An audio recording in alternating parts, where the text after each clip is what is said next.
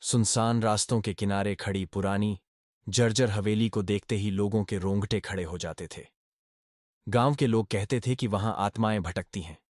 शाम ढलते ही कोई उधर जाने की हिम्मत नहीं करता था। हवेली से जुड़ी कई कहानियां थीं। कोई कहता कि वहां खजाना छिपा है, तो कोई कहता कि वहां एक खून हुआ था और उसी की आत्मा आज भी वहां भटकती है।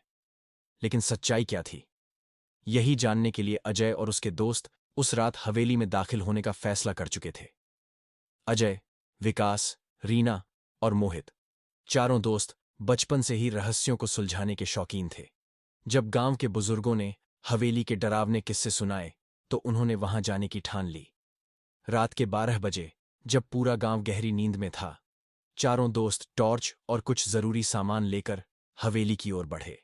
हवेली के पास पहुंचते ही ठंडी हवा का एक झोंका उनके शरीर को कंपा गया। जंग लगे फाटक से अंदर घुसते ही एक उल्लू की तेज चीख से रीना डर गई। यार, यह सही में डरावनी जगह लग रही है, मोहित ने कहा।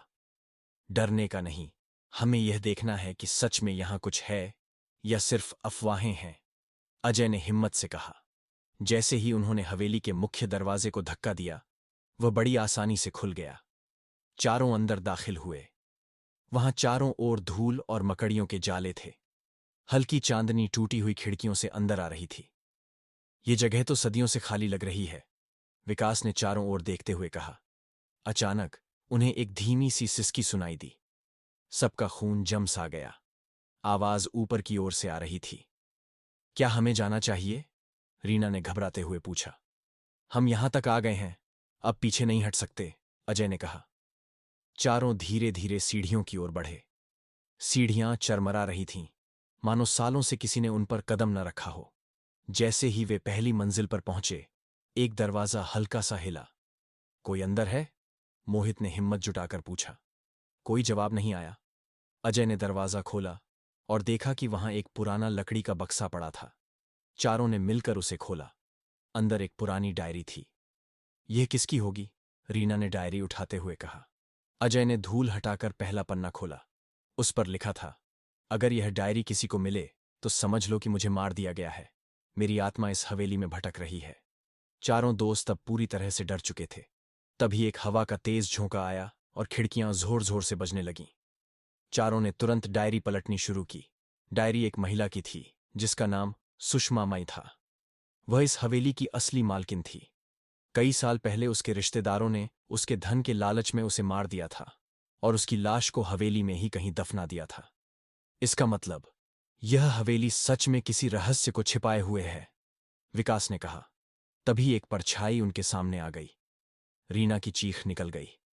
तुम लोग यहां क्या कर रहे हो? एक गहरी आवाज गूंजी। चारों ने देखा। एक बूढ़ा आदमी हाथ में लाठी लिए खड़ा था। आप कौन हैं? अजय ने हिम्मत जुटाकर पूछा। मैं इस हवेली का चौकीदार हूं। क्या यह डायरी सही कह रही है? मोहित ने पूछा। बूढ़े ने गहरी सांस ली और कहा, हां, यह सच है।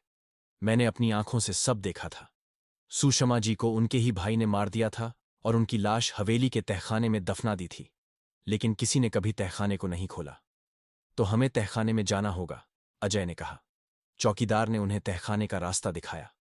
वहां बहुत अंधेरा था। टॉर्च की रोशनी में उन्होंने जमीन को ध्यान से देखा।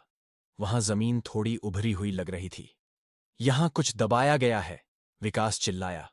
उन्होंने जल्दी जल्दी खुदाई शुरू की। कुछ ही मिनटों में एक कंकाल दिखाई दिया। शायद यह सुषमा जी की हड्डियां हैं, रीना ने डरते हुए कहा। जैसे ही उन्होंने हड्डियों को छूने की कोशिश की, अचानक एक ठंडी हवा चली और चारों को ऐसा लगा जैसे कोई साया उनके पास से गुजरा हो। लेकिन इस बार कोई डरावनी आवाज नहीं आई। सुबह होते ही चारों दोस्त गांव के सरपंच और पुलिस को बुलाकर पूरी घटना बताई। पुलिस ने तहखाने से हड्डियां निकालीं और जांच शुरू कर दी। कुछ ही दिनों में सुषमा जी के रिश्तेदारों को गिरफ्तार कर लिया गया। उन्होंने अपने जुर्म को कबूल कर लिया। हवेली की डरावनी कहानियां अब खत्म हो चुकी थीं।